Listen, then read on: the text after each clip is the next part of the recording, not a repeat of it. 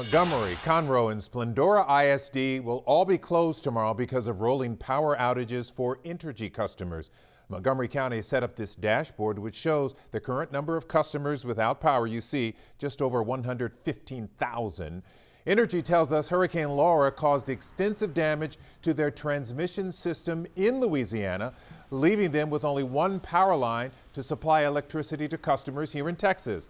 They say if they do not ease up on the demand for that one line, it can overheat and knock out the entire system.